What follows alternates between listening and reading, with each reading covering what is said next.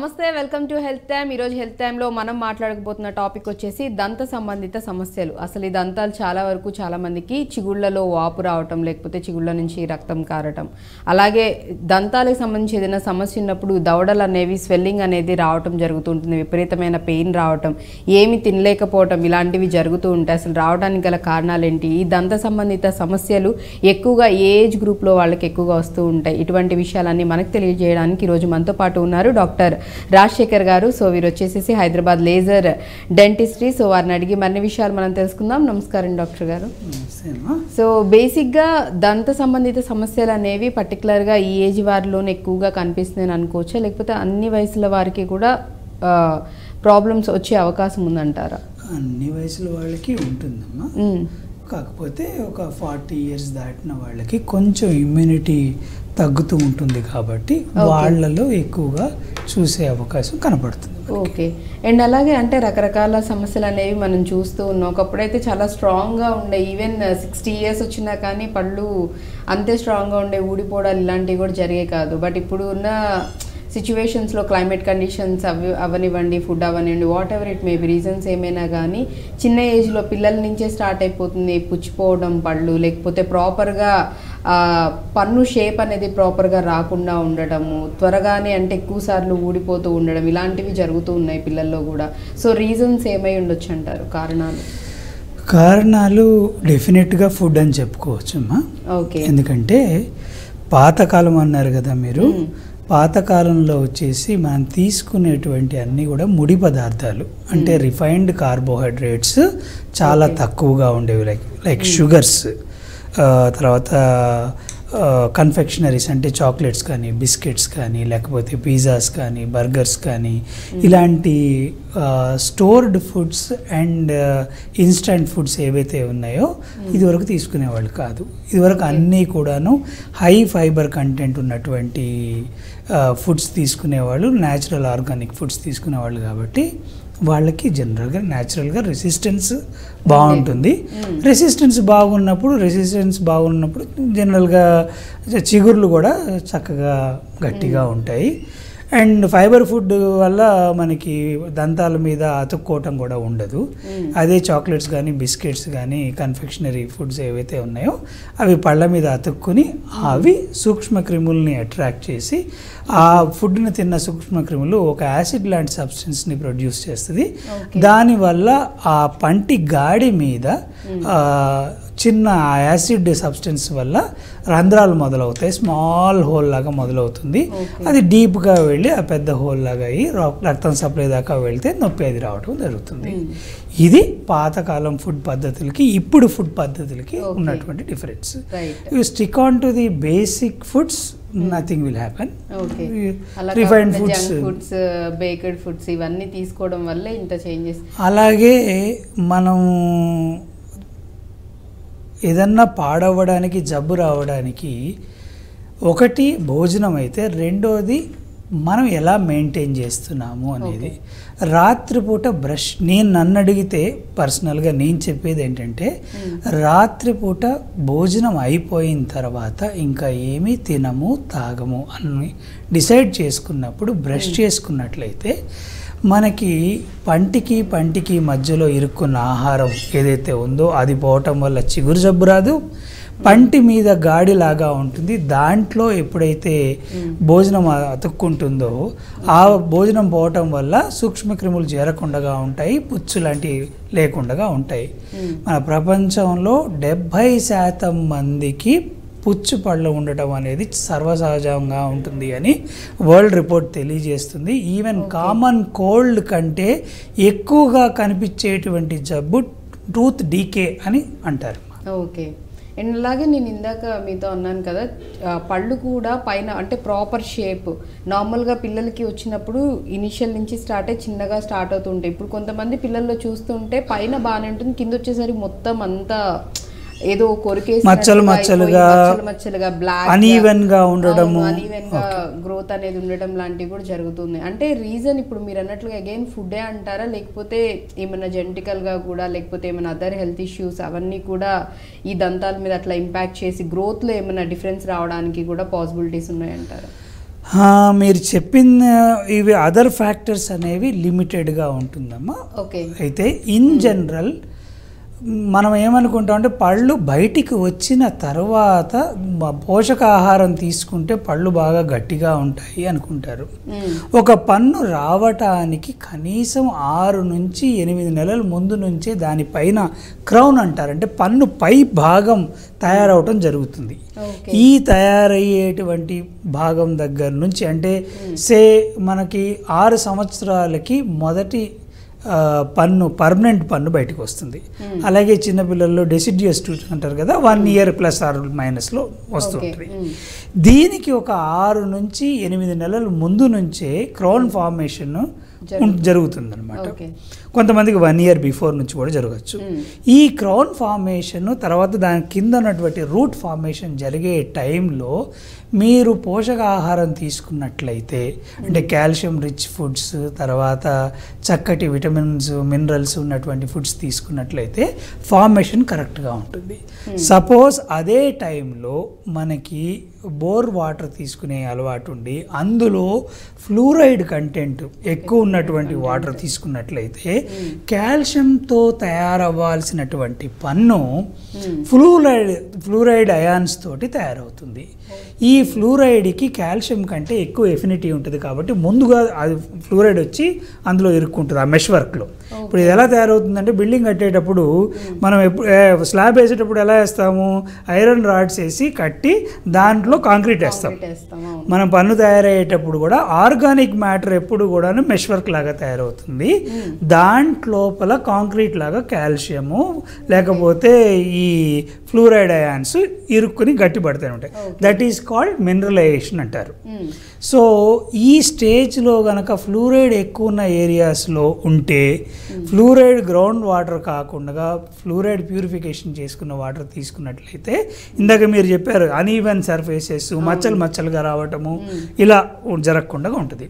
ఇంకొక కారణం ఏంటంటే గర్భిణీ స్త్రీలు లేకపోతే 2 ఇయర్స్ నుంచి ఒక 4 ఇయర్స్ 5 ఇయర్స్ 10 ఇయర్స్ లోపు పిల్లలు టెట్రాసైక్లిన్ టాబ్లెట్స్ క్యాప్సూల్స్ కానీ లేకపోతే టెట్రాసైక్లిన్ రిలేటెడ్ మందులు కనుక వాడినట్లయితే అది కూడా ఈ చారలుగా రావడానికి అవకాశం ఉంటుంది. కొన్ని రకాల మెడిసిన్స్ వల్ల కూడా అట్లా ఉండే అవకాశం ఉంటుంది. కొన్నిసార్లు క్రానిక్ డిసీజెస్ వల్ల కానీ లేకపోతే బాగా సివియర్గా అంటే జబ్బుని క్రియేట్ చేసేటువంటి పరిస్థితులు ఏదన్నా ఉంటే ఆ ఏరియాల్లో ఆ టూత్లో ఆ ఏరియా ఇప్పుడు గోళ్ళ మీద ఎట్లయితే మనకి మచ్చలు కనపడతాయో ఆ గ్రోత్ పీరియడ్లో అట్లాగా పన్ను మీద కూడా కనపడే అవకాశం ఉంటుంది. ఓకే, పర్టికులర్ ఆ టైం పీరియడ్లో కనిపిస్తే మళ్ళీ ఒకవేళ మనం క్యూర్ అయిపోయిన తర్వాత మళ్ళీ వాటంతట అవే తగ్గిపోతాయి అంటారా? పన్ను మీద ఒక్కసారి తయారై బయటికి వచ్చింది అంటే మళ్ళీ పన్నులో మార్పు జరగదమ్మా. పైనుంచి ఏదో అంతే వన్స్ ఫర్ ఆల్ ఒక్కసారి ఒక షేప్లో ఒక సైజులో పన్ను బయటికి వచ్చింది అంటే ఇంకా మళ్ళీ మార్పు చెందటం ఉండదు. అరిగిపోతే సైజ్ తగ్గచ్చేమో కానీ పెరగటం కానీ లేకపోతే షేప్ మారటం కానీ అట్లా ఉండదు మనకి జనరల్గా. రైట్. అండ్ అలాగే ఇప్పుడు కూడా చాలామంది పిల్లల్లోనే చూస్తున్నాము పళ్ళు అంటే లోపల కింద జాస్లో నార్మల్గా మనకి పళ్ళ వరుస ఉంటుంది కానీ వాళ్ళకి వెనకాల కూడా పళ్ళు అనేవి అంటే చాలా ఎక్కువగా వచ్చేసేయడం అండ్ అలాగే పన్ను మీద పన్ను పైన దవడల్లో చూసుకున్నట్లయితే పన్ను మీద పన్ను అనేది ఎక్కువగా రావటం, దానివల్ల కూడా కొంతమంది అంటే తినేటప్పుడు లేకపోతే చిన్న చిన్న కారణాల వల్ల ఇబ్బందులు పడేవాళ్ళు కూడా ఉన్నారు.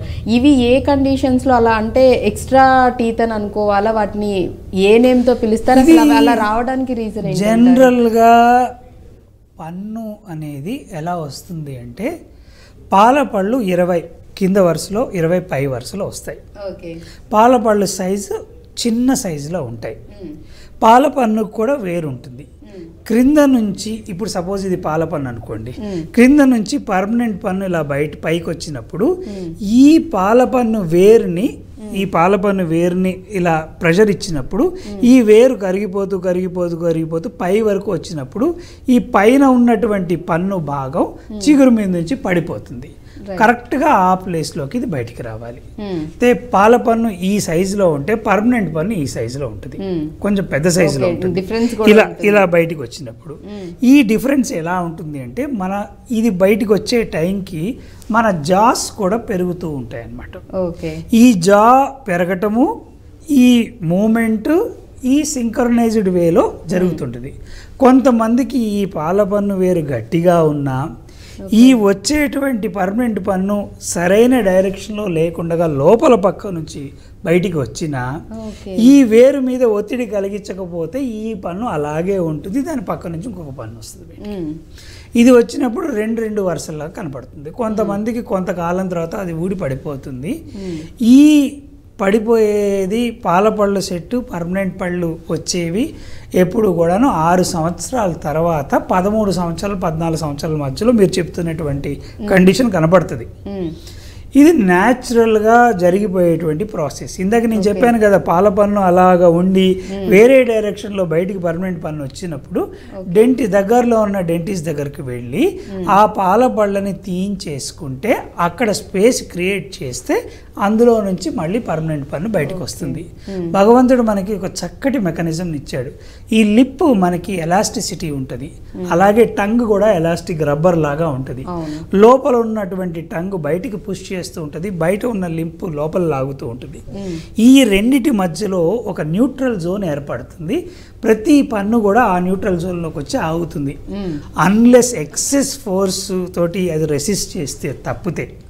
సో ఈ పళ్ళు ఎప్పుడైతే మనము పాల పళ్ళు ఊడిపోకుండా లోపల నుంచి పర్మనెంట్ పన్ను దాని ప్లేస్లో వెనక వచ్చింది అనుకోండి, ముందు పాల పన్ను తీయించేసుకున్నాను అనుకోండి, ఏ అనుమానం లేకుండా లోపల పర్మనెంట్ పన్ను ఉంటే డెఫినెట్గా అక్కడ వచ్చేస్తుంది. ఓకే, అంటే కొంతమంది ఎక్కువ టీనేజ్ పిల్లల్లో చూడడం జరిగింది. సో అలాంటి సిచ్యువేషన్ వాళ్ళు కొంతమంది చెప్తుంటారు, టీనేజ్కి వచ్చేటప్పటికి మళ్ళీ అది వేరే పద్ధతి. ఓకే, ఈ ఎగుడు దిగుడు పళ్ళు ఎక్కువ శాతం చూస్తారు మీరు టీనేజ్కి వచ్చేటప్పటికి. ఇప్పుడు ఎస్పెషల్లీ ఈ కూర పళ్ళు 2 పైకి వచ్చి ఉంటాయి, 2 పళ్ళు ఎక్కువగా వచ్చి ఉంటాయి. కొంతమందికి పళ్ళు ఎత్తుగా ఉంటాయి, అంటే ఈ నోట్లో చిన్నప్పుడు వేలు వేసే హ్యాబిట్ ఉంటుంది, థంబ్ సకింగ్ హ్యాబిట్ అంటారు. లేదా మాట్లాడేటప్పుడు నాలుకతోటి అంగిలిని ఒత్తి మాట్లాడటం ఒకటి అలవాటు అవుతుంది. ఇది మనం 7 సంవత్సరాల వయసులో గనక removable appliance, habit breaking appliance ఇస్తే తగ్గిపోతుంది. అందుకనే ఇప్పుడు డెంటిస్ట్ అందరూ కూడాను ఏమంటారంటే, జనరల్గా ప్రాబ్లం వచ్చినప్పుడు డెంటిస్ట్ దగ్గరకు వెళ్ళకుండా 7 ఇయర్స్ బాబుకి స్టార్ట్ అయింది అంటే రెగ్యులర్గా ఆర్థోడాంటిస్ట్ని అవసరం ఉన్నా లేకపోయినా 1 సంవత్సరానికో 6 నెలలకో ఒకసారి ఆర్థోడాంటిస్ట్ చూపించాలి. 3 సంవత్సరాల లోపల నుంచి డెంటిస్ట్ దగ్గరికి పిల్లవాడిని కానీ పాపని కానీ తీసుకెళ్ళటం అలవాటు చేయాలి. అక్కడున్న అట్మాస్ఫియర్ ఫస్ట్ ఆఫ్ ఆల్ 1 ఇయర్కి వస్తాయి పళ్ళు, దాని మీద ఏమన్నా ఫ్లూరోసిస్ కానీ లేకపోతే ఏమన్నా పుచ్చిపోవటం. కొంతమందికి ఏమవుతుందంటే చిన్న పిల్లల్లో 2 ఇయర్స్ 2.5 ఇయర్స్ 3 ఇయర్స్ పిల్లలకు కూడా ఈ పళ్ళన్నీ మల్టిపుల్గా పుచ్చిపోయి ఉంటాయి అన్నమాట. అది ర్యాంపెంట్ కేరీస్ అంటారు. చాలా వరకు తల్లులు ఈ మధ్య కాలం అంటే ఇప్పుడున్న పరిస్థితుల్లో పని ఒత్తిడిలో కానివ్వండి, రాత్రి కూడా పొద్దునంతా పనిచేసి వచ్చి మళ్ళీ రాత్రి పడుకోకుండా ఉండడం అంటే కష్టం కాబట్టి నోట్లో పాల బాటలు పెట్టేసి పడుకోబెట్టేస్తారు. ఆ పాలల్లో కలిపినటువంటి షుగర్ ఏదైతే ఉందో ఆ పాలు తాగేసినాక కూడా ఆ పాలు అలాగే పళ్ళ మీద ఉండటం వల్ల ఆ షుగర్ బ్యాక్టీరియాని అట్రాక్ట్ చేస్తుంది. ఇందాక చెప్పినట్టుగా bacteria will eat that carbohydrate food and releases 1 acidic natured substance that will cause decay. పళ్ళు పుచ్చిపోవడానికి అది కారణం. అది బాటిల్తో తాగుతారు కాబట్టి ముందు పై పళ్ళు ఒక 6 పళ్ళు, వెనకాల కింద సైడ్ కింద దవడ ఇటుపక్క 4 ఇటుపక్క 4 పుచ్చిపోవడం అనేది కనబడుతుంది. అది క్లియర్ కట్గా బాటిల్ కేరీస్ సిండ్రోమ్ అంటారనమాట. సో అలా ఉండడానికి అవకాశం ఉంటుంది కాబట్టి 3 సంవత్సరాలు 2 సంవత్సరాల నుంచి సంవత్సరానికి ఒకసారి డెంటిస్ట్ దగ్గర తీసుకెళ్తే వాళ్ళకి ఒక రకమైనటువంటి ఫోబియా డెవలప్ అవ్వదు. లేకపోతే ఆ మెషిన్లన్నీ చూడంగానే భయపడటము, అయ్యో ఏడవటము, ఏం చేయకముందే ఏడవటం అట్లా ఉంటుంది. చిన్నప్పటి నుంచి వెళ్ళడం అలవాటు అయింది అనుకోండి, మాట్లాడి పంపిస్తున్నారు అనుకోండి, చెకప్ అయిపోతే ఏం కాదు అన్నట్టుగా ఉంటుంది, అలవాటు పడతారు. So this is the best way to avoid that. Suppose వచ్చింది అనుకోండి, అప్పుడు ట్రీట్మెంట్ చేయించుకోవాలి. ఓకే, అసలు రెగ్యులర్గా నార్మల్గా అంటే కామన్ పర్సన్ పీపుల్ రెగ్యులర్గా అంటే ఇయర్లీ ఎన్నిసార్లు డెంటల్ చెకప్స్ చేయించుకుంటే మంచిది అంటారు? 6 నెలలకు ఒకసారి అంటారు, కానీ ప్రాక్టికల్గా కనీసం ఇయర్లీ వన్స్ అన్న వెళ్ళటం మంచిది. ఇయర్లీ వన్స్ ఒకసారి వెళ్ళి చెక్ చేయించు. ఎక్కువగా పుచ్చిపోతున్నాయి పళ్ళు అనుకునే వాళ్ళు 6 నెలలకు ఒకసారి వెళ్ళచ్చు. ఏ జబ్బు లేదనుకోండి సంవత్సరానికి ఒకసారి. సో ఎటువంటి ఇష్యూ లేదనుకున్న వాళ్ళు ఇయర్లీ వన్స్ ఒకసారి వెళ్తే. మీకు తెలియక ఇష్యూ లేదు అనుకుంటారు, ఇష్యూ ఉండొచ్చు. సపోజ్ సే గమ్ డిసీజ్ తీసుకోండి, gum disease half of the way వరకు డ్యామేజ్ అయ్యి నోరు వాసన రావటము లేకపోతే పళ్ళు కదలటం వరకు తెలియదు పేషెంట్కి. ఓకే, నాకు గమ్ డిసీజ్ ఉందనుకోడు, కొంచెం ఇనీషియల్ స్టేజ్లో వాసన వచ్చింది అనుకోండి, ఎదుటి మనిషి మీకు చెప్పడానికి కొంచెం హెసిటేట్ చేస్తారు. ఇంట్లో వాళ్ళు అయితే తప్ప, ఇంట్లో వాళ్ళు కూడా చెప్పరు కొన్ని సందర్భాల్లో. ఇంట్లో వాళ్ళు క్లోజర్స్ కొంచెం వాసన వస్తున్నట్టుంది చూసుకో అన్నట్టుగా చెప్తారు, కానీ బయట వాళ్ళు ఎవరు చెప్పడం కంప్లైంట్ కూడా చేయరు కదా, డెలికేట్ ఇష్యూ కదా. సో మీరు వెళ్ళి డెంటిస్ట్ని కలిస్తే ఏమైనా గమ్ రిలేటెడ్ ప్రాబ్లమ్స్ ఉన్నాయేమో చూసుకుంటే అప్పటికప్పుడు చిన్న స్కేలింగ్ చేసుకుని క్లీనింగ్ చేసుకుంటే సరిపోతుంది. బేసిక్గా యాక్చువల్లీ ఈ ప్రాబ్లం చాలా మందిలో మాట్లాడుతున్నప్పుడు నోటి నుంచి దుర్వాసన రావడం అనేది చాలా మందికే ఉంది. అంటే అది పర్టికులర్గా పెద్దవాళ్ళకనో లేకపోతే చిన్నవాళ్ళకని కాదు, చాలా వరకు అన్ని ఏజెస్ వాళ్ళలో కొంతమందిలో కనిపిస్తూ ఉంది. మాట్లాడుతున్నప్పుడు స్మెల్ అనేది వస్తూ ఉంటుంది. రీజన్ యాక్చువల్ అంటే గమ్కి సంబంధించిన ఇప్పుడు చెప్తానమ్మా. ఓకే, కారణం మనము నోట్లో 2 రకాలుగా మనం విభజించవచ్చు. ఒకటి టూత్ రిలేటెడ్, అంటే సాలిడ్ టూత్ సంబంధించిన జబ్బులు, అంటే డీకే కానివ్వండి, పన్ను విరిగిపోవటం కానివ్వండి, పన్ను సరిగ్గా తయారవపోవటం కానివ్వండి, పన్ను పైన కలర్ బాగోకపోవటం కానివ్వండి, ఎల్లో స్టింజ్ రావటం కానివ్వండి, ఇవి ఒక. రెండవది పన్ను చుట్టూ ఉన్నటువంటి చిగురు, నోట్లో ఉన్నటువంటి భాగాలు, అంటే చర్మం లాంటిది, అంటే మ్యూకస్ మెంబ్రేన్ అంటారు. దీనికి వచ్చినట్లయితే చిగుర్లు ఫస్ట్. చిగుర్లు ఈ మధ్య కాలంలో బాగా చిగుర్లు జబ్బు ఎక్కువ కనబడుతుంది. ఎలా అంటే చిగురు జబ్బు స్టార్ట్ అయ్యేటప్పుడు పంటికి చిగురికి మధ్యలో ఒక చిన్న జంక్షన్ ఇట్లా ఉంటుందమ్మా. ఒక న్యాచురల్ పాకెట్, ఒక 0.5 మిల్లీమీటర్ to 1 మిల్లీమీటర్ పాకెట్ ఉంటుంది. అందులో నుంచి మనకి ఈ సెలైవా వస్తూ ఉంటుంది. దాంట్లో యాంటీబాడీస్ ఉంటాయి, రోగ నిరోధక శక్తి ఉంటుంది దానికి. రాత్రిపూట పడుకునేప్పుడు మళ్ళీ బ్రషింగ్కి రిలేట్ అవుతుంది ఇది. రాత్రిపూట పడుకునే ముందు బ్రష్ చేయకుండా పడుకుంటే అక్కడ కనుక భోజనం ఇరుక్కున్నట్లయితే అక్కడ చిగురు జబ్బు త్వరగా స్టార్ట్ అవ్వడానికి అవకాశం ఉంటుంది. ఎందుకు? రాత్రిపూట ఏ యాక్టివిటీ ఉండదు, మనం తినేసి పడుకుంటాం, బ్రషింగ్ చేయము, సరే మాట్లాడము. మనం మాట్లాడుతున్నప్పుడు 3 లీటర్ల లాలాజలము ఫ్లో అవుతూ ఉంటుంది, సర్క్యులేట్ అవుతూ ఉంటుంది. సో ఈ లాలాజలంలో యాంటీబయాటిక్స్ ఉంటాయి కాబట్టి న్యాచురల్గానే డిసీజ్ని ప్రివెంట్ చేసే తత్వం ఉంటుంది. రెండవది, మనం ఉదయం లేవంగానే వాటర్ తాగుతాం, తర్వాత కాఫీ తాగుతాం, తర్వాత టీ తాగుతాం, తర్వాత టిఫిన్ తింటాము, టిఫిన్ తర్వాత భోజనం చేస్తాం, ఈ మధ్యలో వీలుంటే ఇంకేమైనా తింటూ ఉంటాం. సో ఫుడ్ రీప్లేస్ అవుతూ ఉంటుంది, స్టాగ్నేటెడ్గా ఒక చోట ఒకటి ఉండదు. రాత్రిపూట అనుకోండి మీ తిండి పడుకున్నది అలాగే ఉండిపోద్ది. సో నైట్ టైం బ్రషింగ్ చేయటం వల్ల చిగుర్లు జబ్బులు కూడా పోతాయి, రాకుండా ఉంటాయి. రెండవది, పంటికి మధ్యలో భాగం ఏదైతే ఉందో అందులో భోజనం ఇరుక్కోవటం అనేది జనరల్గా జరుగుతుంది. మనకి ఇక్కడ అలవాటు లేదు, కానీ డెంటల్ ఫ్లాస్ అని ఇప్పుడు అలవాటు చేసుకుంటున్నారు. ఒక థ్రెడ్ లాంటిది ఉంటుంది, 2 పళ్ళ మధ్యలో క్లీన్ చేస్తే అక్కడ భోజనం ఇరుక్కున్నది కూడా క్లీన్ అవుతుంది అనమాట. దానివల్ల కూడా ఈ చిగురు జబ్బులు స్టార్ట్ అవుతాయి. మూడోది, again coming back to immunity. మనం ఇప్పుడు తీసుకుంటున్నటువంటి భోజనం ఆహారం మీ అందరికీ తెలుసు, ఎలా తింటున్నాము, ఏం చేస్తున్నాము అనేది. ఇమ్యూనిటీ సరిగ్గా లేకపోతే త్వరగా జబ్బులు వచ్చే అవకాశం, అన్ని జబ్బులు వస్తున్నాయి, దాంతోపాటు చిగురు జబ్బు కూడా వస్తుంది. ఇంకొక మేజర్ ఇష్యూ నేను గమనించింది ఏంటంటే, నా రీసెర్చ్ దీంట్లో లాస్ట్ 10 years నుంచి చూస్తే 95% చిగురు జబ్బులు ఉన్న వాళ్ళలో వైటమిన్ D3 తక్కువగా కనపడుతుంది. ఓకే. సో D3 లెవెల్స్ ఎప్పుడైతే డెఫిషియెంట్గా ఉంటాయో ఇమ్యూనిటీ పడిపోతుంది. యాక్చువల్గా చెప్పాలంటే D3ని చాలా కాలం క్రితం దీన్ని క్లాసిఫై చేసేటప్పుడు దీన్ని విటమిన్స్లో పెట్టాలా హార్మోన్స్లో పెట్టాలా అని చాలా డిబేట్ జరిగింది. ఓకే. D3 అనేది ఒక హోమియోస్టాసిస్ని క్రియేట్ చేసేటువంటి ఒక విటమిన్ అన్నమాట. అన్ని హార్మోన్స్ మధ్యలో ఇది కనెక్టింగ్ లింక్. అందుకనే ఈ అన్ని హార్మోన్స్ కరెక్ట్గా ఉండాలి అంటే D3 లెవెల్స్ కరెక్ట్గా ఉండాలి. బాడీ ఫంక్షన్స్ అన్నీ కరెక్ట్గా ఉండాలంటే D3 కరెక్ట్గా ఉండాలి. చాలామంది D3 ఎప్పుడు పడితే అప్పుడు వేసేసుకుంటూ ఉంటారు. D3 మామూలుగానే తినేస్తూ ఉంటారు. D3 తీసుకోవటానికి కొన్ని పద్ధతులు కూడా ఉంటాయి. యాక్చువల్లీ అది కూడా అంటే దేనిలో ఉంటుంది, ఎలా తీసుకోవాలనేది కూడా న్యాచురల్ పద్ధతుల్లో D3 అనేది ఫిష్ ఆయిల్లో కానివ్వండి, కొన్ని రకమైనటువంటి foods D3 enriched foods calcium and D3 కాంబినేషన్స్లో ఉంటాయి. అది నాన్ వెజిటేరియన్ కానివ్వండి, వెజిటేరియన్ కొంత తక్కువ లైక్ ఫ్లాక్స్ సీడ్స్ ఇట్లాంటి వాటిలో కొన్నిట్లోనే ఉండడానికి అవకాశం ఉంది. ఎక్కువ శాతం నాన్ వెజిటేరియన్లోనే ఉంటుంది. వెరీ మినిమల్ క్వాంటిటీ వెజిటేరియన్ ఫుడ్స్లో ఉంటుంది. And the other biggest source is sunlight.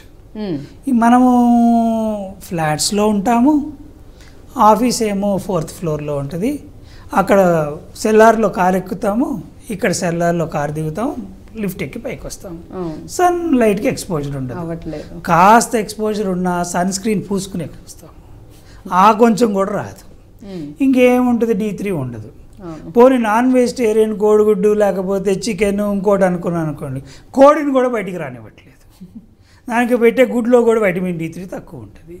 అన్ని ఆర్టిఫిషియల్ థింగ్సే ఎక్కువ శాతం కనబడుతున్నాయి. కాబట్టి ఎవ్రీ అడల్ట్ ఒక్కసారి D3 చెక్ చేసుకుని D3 కరెక్ట్గా ఉంటే ఏం ప్రాబ్లం లేదు.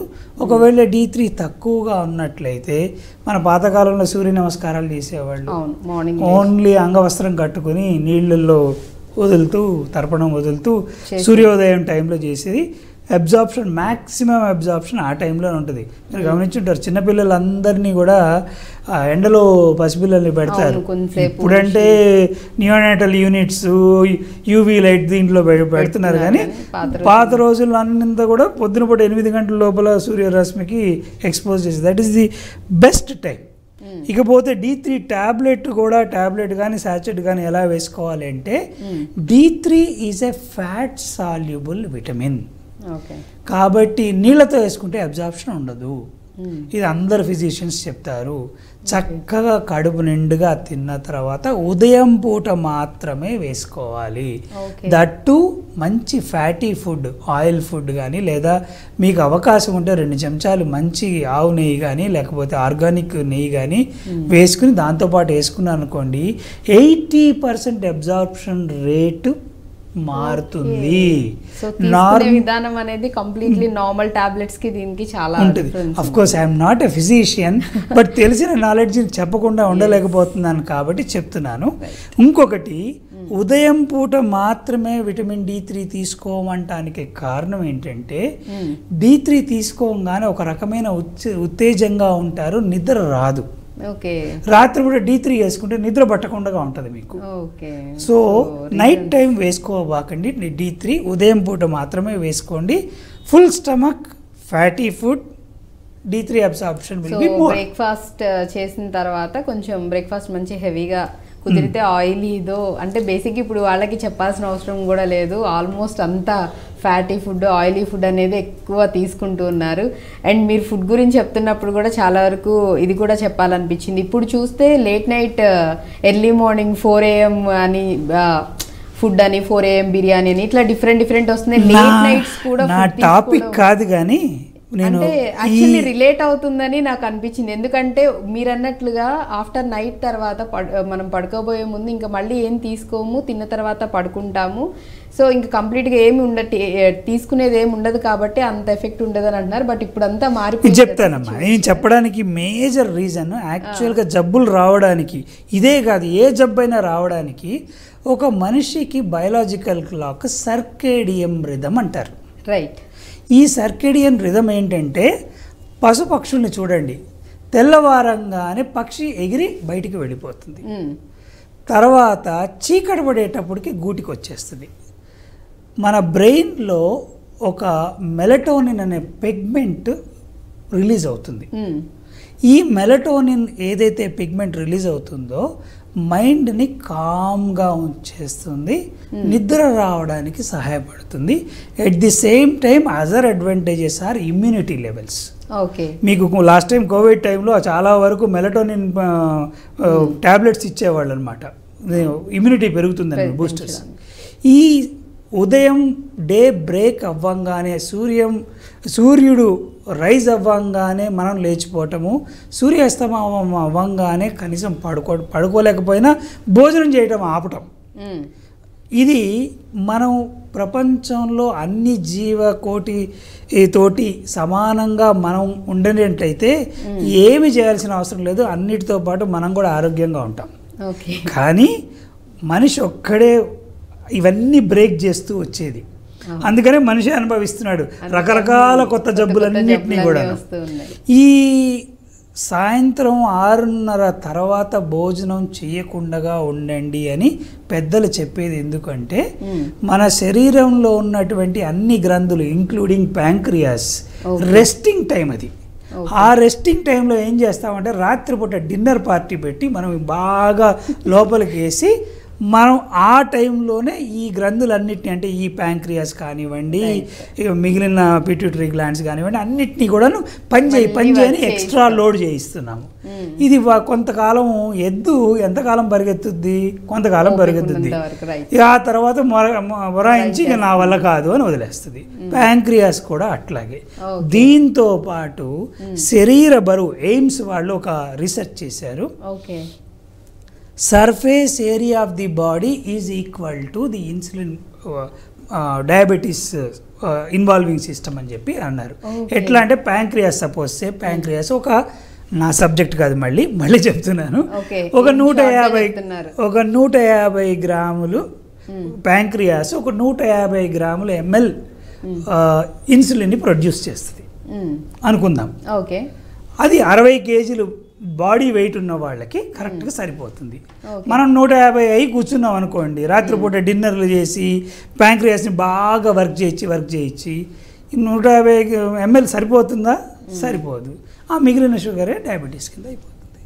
సో అన్ని రకాల హెల్త్ ఇష్యూస్ రావడానికి కూడా రీజన్ ఈ సర్కేడియం రిథమ్ని గనక మీరు ఫాలో అవుతే ఉదయం సూర్యుడు రైజ్ అవ్వంగానే మీరు రైజ్ అవ్వటము, బ్రష్ చేసుకోవటము, భోజనం టిఫిన్ చేయటము, ఈ సిస్టమ్ అయ్యి సూర్యుడిని ఒక 2 minutes to 20 minutes స్టేర్ చేస్తే కళ్ళల్లో ఉన్నటువంటి ఈ రెటినాలో ఉన్నటువంటి కోన్స్, రాడ్స్ అండ్ కోన్స్ ఏవైతే ఉన్నాయో యాక్టివేట్ అయ్యి రోజంతా యాక్టివ్గా ఉండడమే కాకుండా రాత్రిపూట మెలటోనిన్ని ప్రొడ్యూస్ చేసేటువంటి గుణం కూడా ఉంటుందన్నమాట.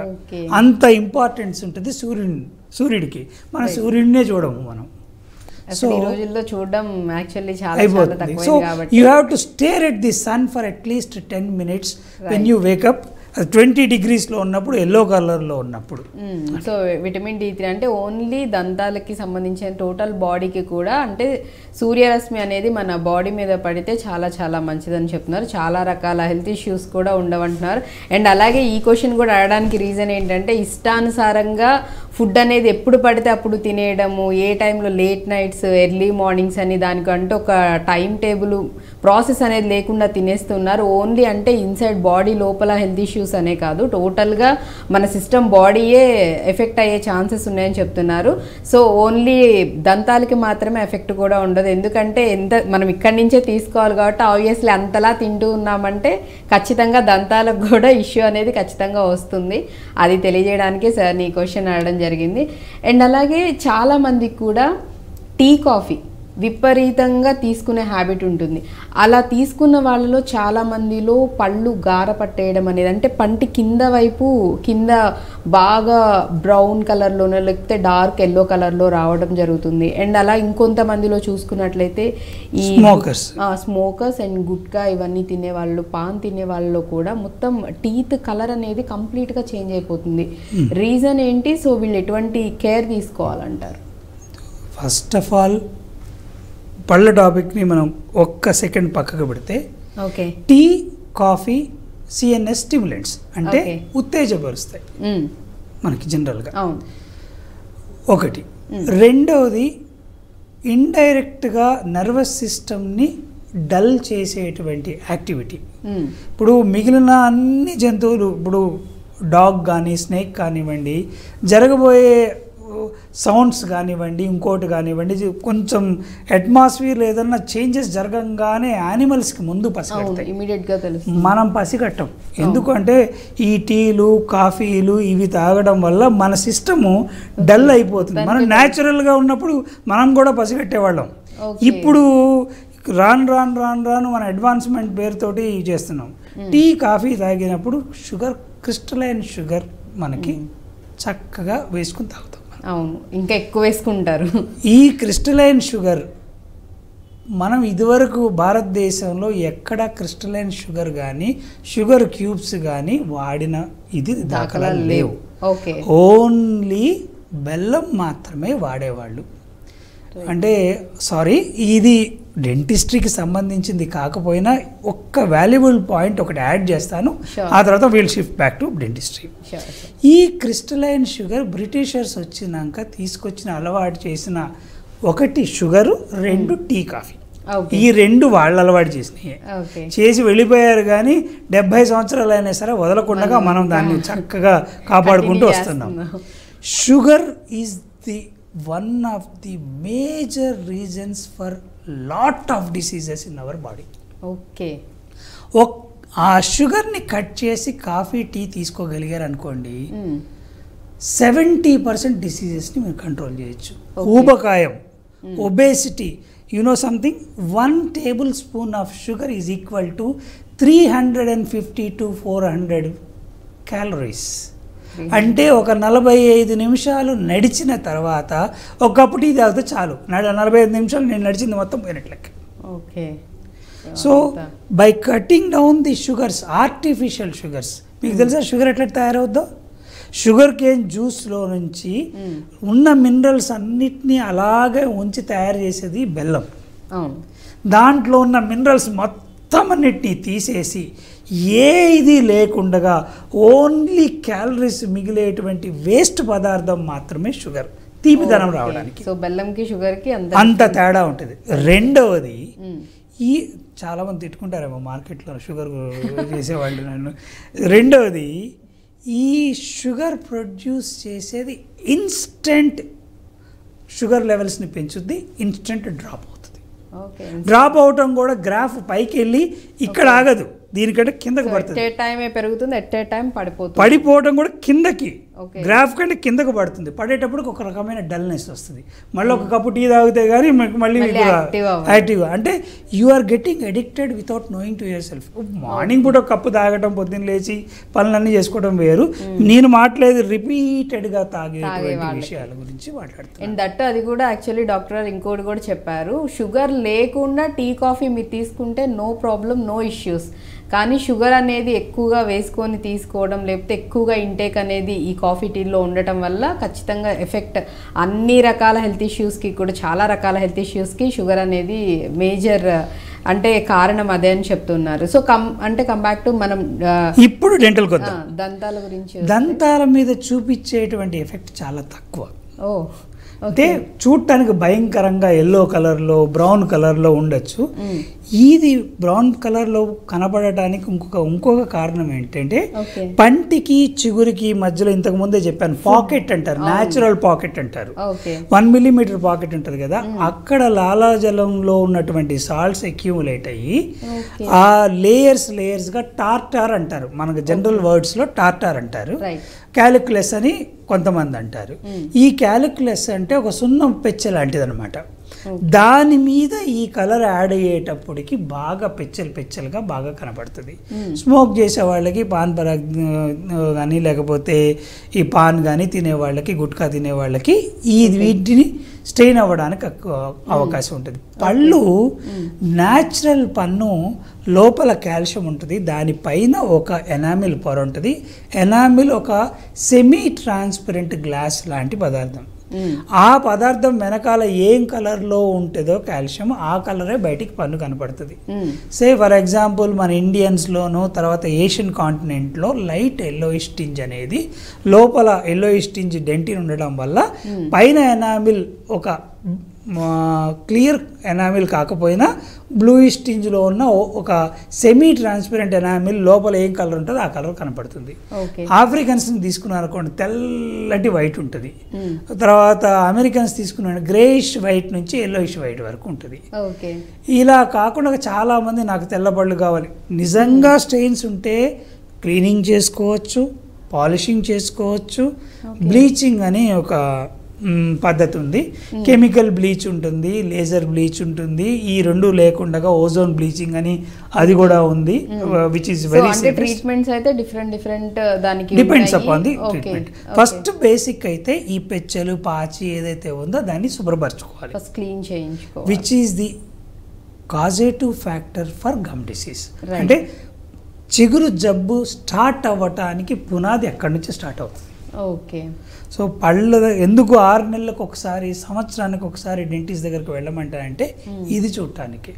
ఒకవేళ ఇది ఉంటే మనం చక్కగా క్లీన్ చేసేస్తే సింపుల్గా క్లీనింగ్ తోటి అయిపోతుంది. చిగురు జబ్బు వచ్చినాక దానికి పెద్ద పెద్ద ట్రీట్మెంట్లు చేసుకునే కంటే ఇది important. Brushing and visiting dentist regularly.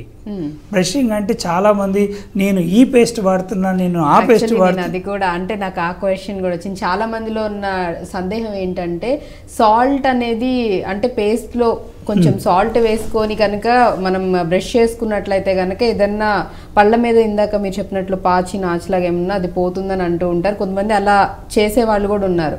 అంటే అది కరెక్టే అంటారా అనేది ఒక డౌట్.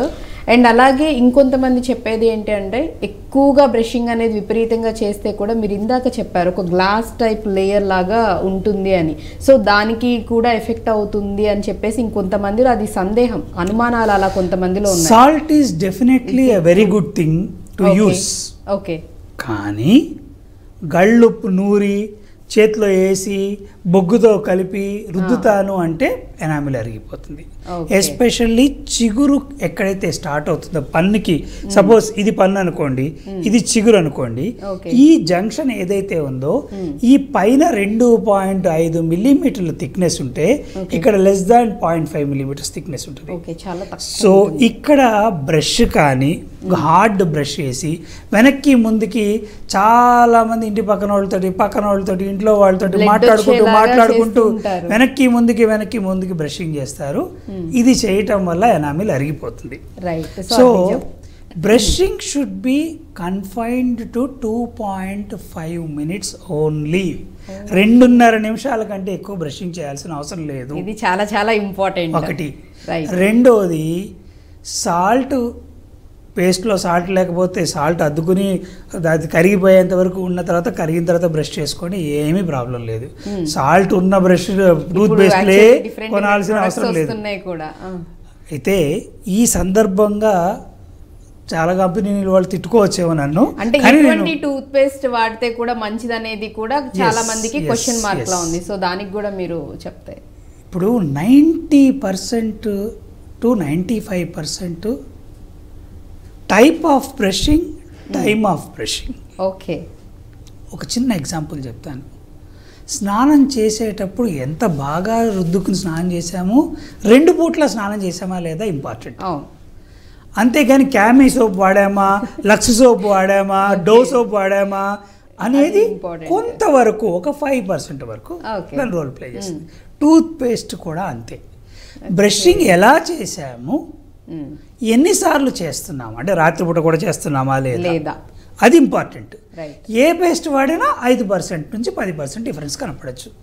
అది ఆయుర్వేదిక్ కానివ్వండి, అలోపతిక్ టూత్ పేస్ట్లు కానివ్వండి, మార్కెట్లో ఏదైనా టూత్ పేస్ట్ అంటే సిలికా పౌడర్, వెజిటబుల్ ఆయిల్ అంటే ఒక బాడీ ఇవ్వడానికి వెజిటబుల్ ఆయిల్, ఫ్లేవరింగ్ ఏజెంట్, ఇది 3 కాంబినేషన్ టూత్ పేస్ట్.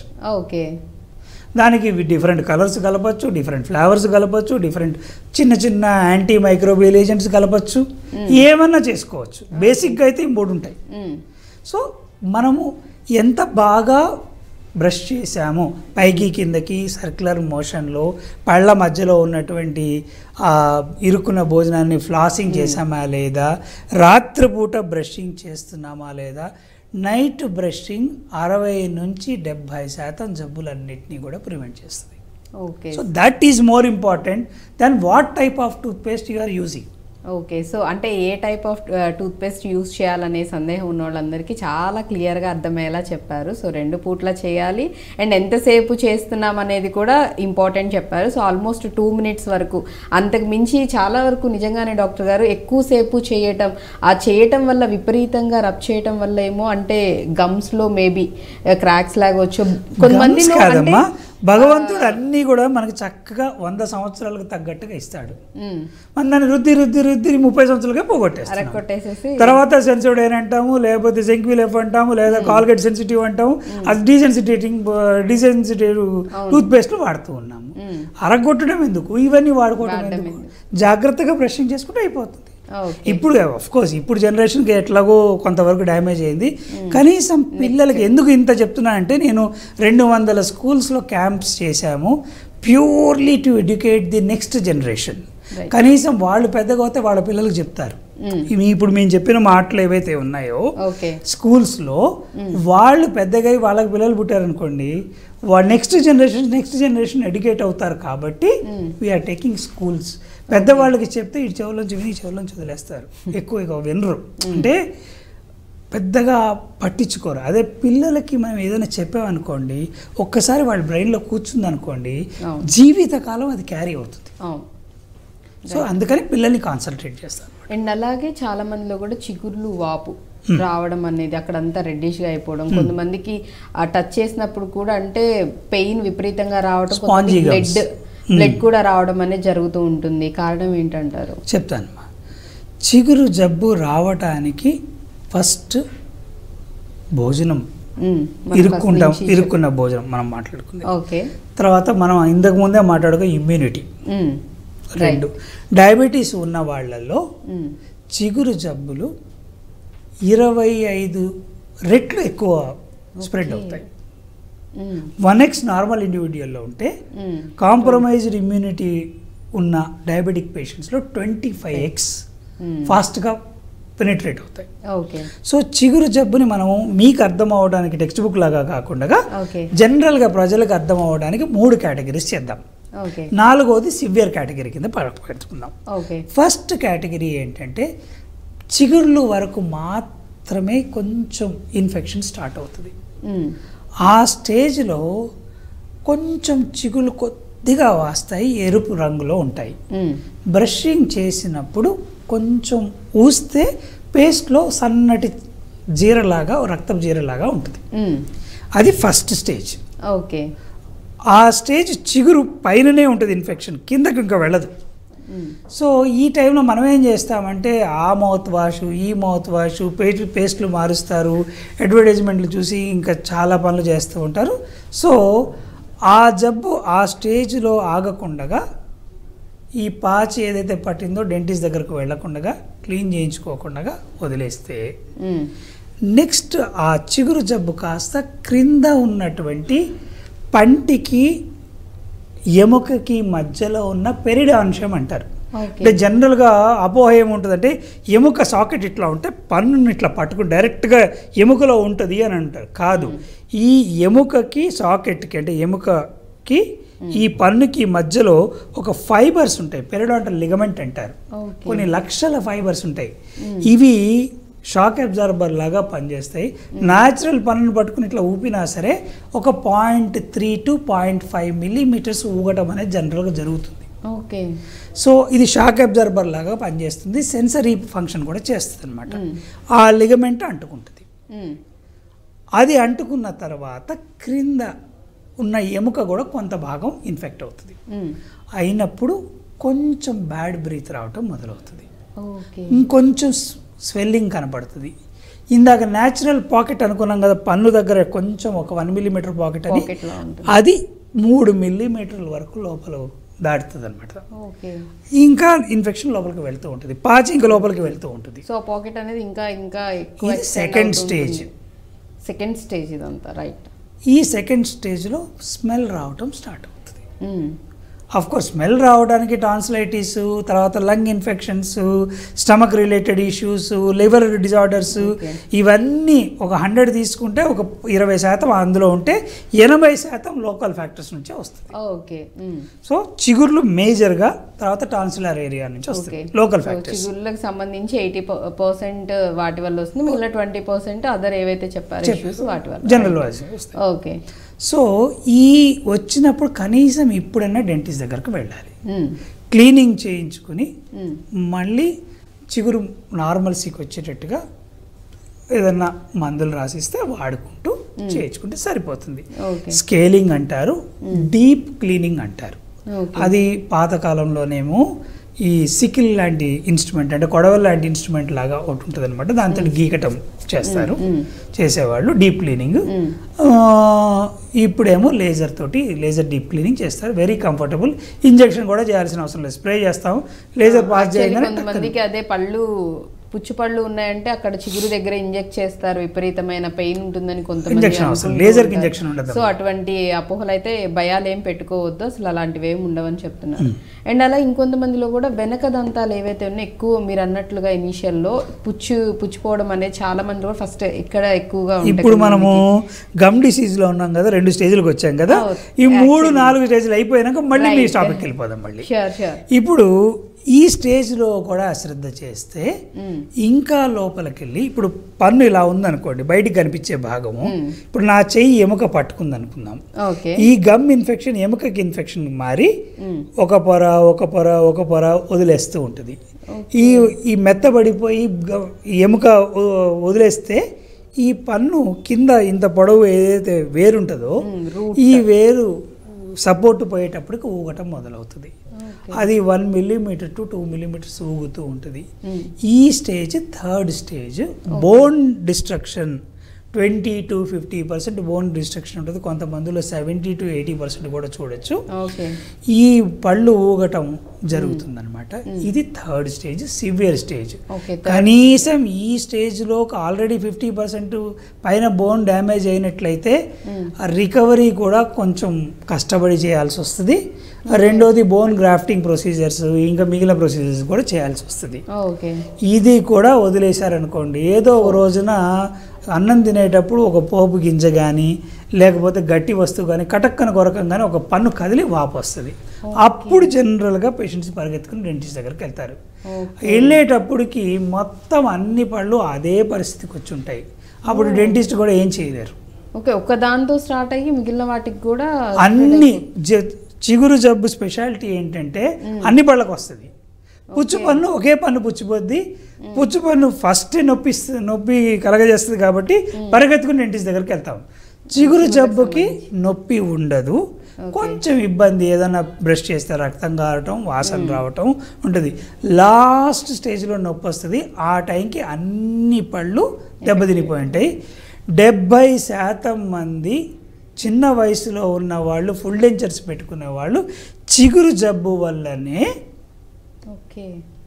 పళ్ళు పోగొట్టుకుంటారు. Genetical factor, food, immunity and hygiene, ఈ 4 ఫ్యాక్టర్స్ వల్లే ఇది జరుగుతుంది. ఓకే. సో వీటి వల్ల యాక్చువల్లీ చిగుర్ల సమస్యలు ఎక్కువగా రావడం, అంటే వాపు కానీ లేకపోతే బ్లడ్లా రావడానికి కారణాలు చెప్తున్నారు. సో 4th స్టేజ్ అంటే ఆబ్వియస్లీ ఒక్కదాంతో పోతుంది. అంటే మనకి ఏదైనా ఒక పన్ను దగ్గర ఇబ్బంది అని అనిపించినప్పుడు మనం ఇమీడియట్గా రియాక్ట్ అయ్యి చూపించుకున్నట్లయితే ఆ ఒక్కదాంతోనే ట్రీట్మెంట్ చేయించుకుంటే అయిపోతుంది. బట్ అలా నెగ్లెక్ట్ చేసి అది 3rd to 4th స్టేజ్ వరకు వచ్చిందంటే ఆబ్వియస్లీ మిగిలిన పళ్ళన్నీ కూడా మొత్తానికి ఎఫెక్ట్ ఉంటుందని చెప్తున్నారు. కాబట్టి ఒకవేళ ఇటువంటి సమస్యతో ఎవరైనా సఫర్ అవుతున్నా ఇమీడియట్గా డాక్టర్ని అయితే కన్సల్ట్ అవ్వండి. అండ్ అలాగే ఇందాక నేను అన్నట్లు చిగుర్లు కాదు, లాస్ట్ ఏవైతే దంతాలు ఉన్నాయో వాటిల్లో చాలా మందికి ఎక్కువ ఇటు లాస్ట్ నుంచి 2 and left and right side 2 sides పైన దంతాలలో కూడా పుచ్చిపోవడం అనేది జరుగుతూ ఉంటుంది. పుచ్చిపోవటం కంటే ఎక్కువ శాతం వంకరగా రావటం జ్ఞానదంతాల ప్రాబ్లం కనపడుతుంది. ఈ మధ్య కాలంలో ఎక్కువగా మేము చూస్తుంది ఏంటంటే, మీ ఇందాక చెప్పాను, జా గ్రోత్, పళ్ళు రావటము అన్నీ ఒక సింక్రనైజ్డ్ ఎఫెక్ట్. ఆ క్రియేషన్లో అట్లా ఉంది, ఒక పద్ధతి విధానం అయితే ఉంది. ఇప్పుడు ఏమైంది, మనము జనరేషన్స్ పెరుగుతున్న కొద్దీ ఈ జా సైజు పెద్ద సైజు కాస్త చిన్నగా అయిపోతున్నాయి. ఓకే. కానీ సెట్ మాత్రం 32 పళ్ళు ఉంటాయి. సో దాంట్లో 32 అంటే 4 తీసేయండి, 28 పళ్ళకు బయటికి రావడానికి అయితే ప్లేస్ ఉంది. ఆ లాస్ట్ దంతాలు ఏవైతే కింద ఇటుపక్క పైన ఇటుపక్క లెఫ్ట్ రైట్ 2 ఉంటాయి కదా, విజ్డమ్ టీత్, 4 విజ్డమ్ టీత్, అవి రావడానికి స్పేస్ లేకపోయేటప్పటికి అవి వంకరగా వస్తున్నాయి. సగమే బయటికి కనపడతాయి, సగం బయటికి రావు. ఇది ఇలా వచ్చినప్పుడు ఇది నొక్కుతూ ఉంటే ఈ వెనకాల ఈ మంచి పన్నుకు రంధ్రం పడుతుంది ఒకటి. ఇలా అడ్డంగా ఉన్నప్పుడు ఇక్కడ భోజనం ఇరుక్కుని అక్కడ ఇన్ఫెక్షన్ వచ్చి దవడ వాస్తూ ఉంటుంది. మీరు ఇందాక అడిగిన పాయింట్ అదే. సో ఇది కారణం. సో అలా విజ్డమ్ టూత్ ఏదన్నా వంకరగా వచ్చినట్లయితే అది మిమ్మల్ని ఇబ్బంది పెట్టకపోతే పర్వాలేదు, కానీ ఒకవేళ ముందు పన్నును నొక్కుతూ ముందు పన్నును డ్యామేజ్ చేస్తున్నట్లయితే, లేదా 1 లేదా 2 సార్లు కంటే ఎక్కువ వాపు వచ్చినట్లయితే దాన్ని సర్జికల్ రిమూవల్ చేయించుకుని తీయించుకోవటం మంచిది. సర్జరీ కొంచెం ఇబ్బంది, ఏ సర్జరీ కూడా కంఫర్టబుల్గా ఉండదు. కానీ ఇప్పుడు తీయకపోతే ఏమవుద్దంటే, ఇవాళ తీయాల్సింది సపోజ్ ఒక 10 సంవత్సరాల తర్వాత తీసారనుకుందాం, ఎక్కువ amount of infections, number of infections వస్తాయి. ఈ ఇన్ఫెక్షన్ వచ్చిన ప్రతిసారి యాంటీబయాటిక్ వేస్తాం. యాంటీబయాటిక్కి మీ శరీరం ఎట్లా రియాక్ట్ అవుతుందో మీకు తెలుసు. నంబర్ ఆఫ్ యాంటీబయాటిక్స్ వాడటం మంచిది కాదు, అంత ఎక్కువ నంబర్ ఆఫ్ టైమ్స్ వాడకూడదు. 2 పెయిన్ కిల్లర్స్ కూడా అన్నిసార్లు వాడకూడదు. 3 అమౌంట్ ఆఫ్ బోన్ డ్యామేజ్ చాలా ఎక్కువగా జరుగుతుంది. కొన్నాళ్ళు పోయినాక యాంటీబయాటిక్స్ కూడా పనిచేయటం మానేస్తాయి. నోరు తెరవకుండా బిగుసుకుపోతుంది ఇక్కడ కండరం కూడా. అలాంటప్పుడు మళ్ళీ ఐవి యాంటీబయాటిక్స్ ఇచ్చి నోరుని తెరిచి ఎక్సర్సైజ్ చేసి అప్పుడు సర్జరీ చేయాల్సి వస్తుంది. ఇలాంటివి లేకుండా ఇప్పుడు అన్ని భరించి లాస్ట్కి మళ్ళీ చేసుకోవాల్సి వస్తుంది. ఎలాగైనా చేయాలి. అదేదో ఇనిషియల్ ముందే చేయించుకున్నట్లయితే కొంచెం ఇబ్బంది అనిపించినప్పుడే త్వరగా మనం అంటే అర్థం చేసుకొని ఇమీడియట్గా డాక్టర్ని కన్సల్ట్ చేయించుకుంటే సో అంత ఎఫెక్ట్ ఇప్పుడు ఏవైతే చెప్పారో ఈ ఇబ్బందులన్నీ పడాల్సిన అవసరం ఉంది. అలా అని జ్ఞానంతో ఉన్న ప్రతివాడు పీకించుకోవాలి, సర్జరీ చేయించుకోవాలని కూడా అంటలా. అది మీకు ట్రబుల్ క్రియేట్ చేస్తుంది అని ఎక్స్రేలో చూపించినట్లయితే, ట్రబుల్ క్రియేట్ చేస్తున్నట్టుగా వాపు వచ్చినట్లయితే సర్జరీ చేయించుకోండి అంటున్నాను. లేకపోతే కంఫర్టబుల్గా ఉండండి. రైట్. అంటే మీరు ఒకవేళ సందేహంతో వచ్చినా చెక్ చేసిన తర్వాత కన్ఫర్మేషన్ డాక్టర్ మీకు చెప్తారు కాబట్టి, ఒకవేళ వాళ్ళు క్లియర్గా చెప్తారు కదా మీకు ఇబ్బంది అవుతుందంటే ఆబ్వియస్లీ సజెస్ట్ చేస్తారు సర్జరీని, లేదు అంటే కనుక అవసరం లేదనంటే చెప్పి పంపిస్తారు కాబట్టి సో నో ఇష్యూస్. కానీ మీకు నిజంగా ఇబ్బంది అని అనిపించినప్పుడు మీకు మీరు ఓన్గా డెసిషన్ అనేది తీసుకోకుండా డాక్టర్ని అయితే మస్ట్ అండ్ షుడ్గా కన్సర్న్ అవ్వాలి. వెళ్ళి చూపించుకుంటేనే వాట్ ఈజ్ వాట్ అనేది తెలుస్తుంది, రీజన్ ఏంటి, ప్రాబ్లం ఏంటి అనేది మనకి తెలుస్తూ ఉంటుంది. కౌంటర్ పర్చేస్ మెడికేషన్ని వీలైనంత వరకు అవాయిడ్ చేయండి. మెడికల్ షాప్కి వెళ్ళి 2 నొప్పి గోళీలు ఇవ్వు, నాకు వాపు వచ్చింది మంచి గోళీ ఇవ్వు, రైట్. ఇంకా 3 minutes. ఓకే. సో అట్లా అంటే మీకు మీరు ఓన్గా డెసిషన్ తీసుకోవద్దు. చాలామంది కూడా డాక్టర్ గారు మీరు అన్నట్లుగానే కొంచెం వాపు రావడము లేకపోతే పెయిన్ అనేది రాగానే చాలామంది ఎవరిని అడగకుండా బ్లైండ్గా పెయిన్ కిల్లర్స్ యూజ్ చేయడం ఇలాంటివి చేసేవాళ్ళు కూడా చాలామంది ఉన్నారు. సో అవన్నీ యాక్చువల్లీ అట్లాంటి పనులు ఏవి చేయొద్దని చెప్తున్నారు. ఎందుకంటే అసలు అక్కడ ప్రాబ్లం ఏంటనే తెలియకుండా మనకి మనం ఓన్గా డెసిషన్ తీసుకొని పెయిన్ కిల్లర్స్ యాక్చువల్లీ సర్జరీస్కైనా కానీ చేసిన తర్వాత కూడా ఎక్కువ పెయిన్ కిల్లర్స్ అనేవి బాడీకి మంచిది కాదని చెప్తున్నారు. కాబట్టి సో మీకు ఒకవేళ ఇబ్బంది అనిపిస్తే మాత్రం మీకు మీరుగా డెసిషన్ తీసుకొని మీకు మీరే మెడిసిన్స్ తీసేసుకోవడం లాంటివి అయితే చేయకండి. దానివల్ల అనవసరంగా లేనిపోని సైడ్ ఎఫెక్ట్స్, హెల్త్ ఇష్యూస్ కూడా వస్తాయి. కాబట్టి కొంచెం కేర్ఫుల్గా ఉండటం చాలా మంచిది. సో ఇటువంటి జాగ్రత్తలు అండ్ అలాగే ఆహార విషయానికి వచ్చేస్తే మనం వాటికి సంబంధించిన దాంతో ఏం చేద్దాం. బేసిక్గా ఫుడ్ అనేది ఇంపార్టెంట్. దట్టు ఫుడ్ తీసుకునే దానిలో కూడా ఇప్పుడు మీరు చెప్తున్నట్లు ఎక్కువ షుగర్ ఉన్నవి తీసుకోవటం వల్ల ఖచ్చితంగా దంతాలకు ఎఫెక్ట్ అనేది ఉంటుందని చెప్తూ ఉన్నారు.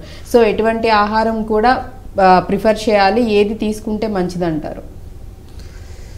వీలైనంత వరకు నేచర్కి దగ్గరగా ఉన్నటువంటి ఆహారాలు తీసుకుంటే బెటర్. రిఫైన్డ్ కార్బోహైడ్రేట్స్, కన్ఫెక్షనరీస్ తీసుకోకుండా ఈవెన్ అంటే అన్యూజువల్ టైమ్స్లో ఎస్పెషల్లీ మిడ్ నైట్ టైమ్స్లో తీసుకునేవి ఆపితే బాగుంటుంది. ఓకే. ఇంకా పోతే ఇప్పుడు చాలా నేను ఎందుకు ఇంత డీటెయిల్గా మాట్లాడగలుగుతున్నా అంటే basically I'm a biological dentistry practising person. Okay. అంటే బయాలజికల్ డెంటిస్ట్రీ అనేది మన దేశంలో I think I will be the first or the maybe second person అయి ఉండొచ్చు. బయట దేశాల్లో ప్రపంచం మొత్తంలో ఒక 400 నుంచి 500 మంది హోలిస్టిక్ అప్రోచ్ తోటి న్యాచురల్గా వీలైనంత వరకు ప్రివెంటివ్ మెజర్స్ తోటి ఒకవేళ వాడినా సరే కూడా బాడీ మౌత్ ని రెండింటినీ కలిపి కంప్లీట్గా ఒక ఆరోగ్యమైనటువంటి పద్ధతిలో ఉంచాలి అనే దృష్టితోటి చేసేటువంటి ప్రాక్టీస్ చేసేదే బయాలజికల్ డెంటిస్ట్రీ. వాడేటువంటిది కూడా ప్రాక్టీస్ చేసేది కూడా టాక్సిన్ ఫ్రీ డెంటిస్ట్రీ ప్రాక్టీస్ చేస్తాము. డిఫరెంట్ టైప్ ఆఫ్ యాక్చువల్లీ డెంటిస్ట్రీస్ వచ్చాయి, బట్ మనకి సమయం లేకపోవడం వల్ల దాని గురించి కూడా మాట్లాడే అవకాశం రాలేదు. బట్ కానీ ఖచ్చితంగా ఫర్దర్ ఎపిసోడ్స్లో మనం ఇన్ డీటెయిల్గా వాటికి సంబంధించి కూడా, ఎందుకంటే చాలా చాలా మెడిసిన్ దీని పరంగా టెక్నాలజీ అనేది చాలా డెవలప్ అయింది. అండ్ దట్టు ఇప్పుడు యాక్చువల్లీ ఏవైతే డెంటిస్ట్రీస్ టైప్స్ చెప్తున్నారో అవన్నీ కూడా చాలా వచ్చాయి. సో వాటికి సంబంధించిన విషయాలు మనం ఖచ్చితంగా ఫర్దర్ ఎపిసోడ్స్లో మాట్లాడదాం. But before that thank you so much doctor గారు. Thank you. చాలా క్లియర్గా ఎవ్రీథింగ్ నీట్గా డీటెయిల్గా ఎక్స్ప్లెయిన్ చేశారు. Thank you for that. It is my pleasure మా. Wish you a very very happy new year for all the iDream viewers. Hopefully I'm clear with what I have spoken with. మీకు అర్థమైందనే అనుకుంటున్నాను. ఒకవేళ అర్థం కాకపోతే next time interview జరుగుతున్నప్పుడు మీరు message కానీ లేకపోతే వీళ్ళ స్టూడియోకి ఏదన్నా పంపిస్తే దానికి కావాల్సిన సమాధానాలు అవి మీకు పర్సనల్గా కూడా తెలియజేయడానికి నాకు ఏ అభ్యంతరం లేదు. Thank you for giving this opportunity. Thank you sir. Thank you so much. So చూసారు కదా, ఇది ఇవాల్టి హెల్త్ టైమ్. మరో టాపిక్తో మళ్ళీ మీ ముందుంటాను. Keep watching iDream news.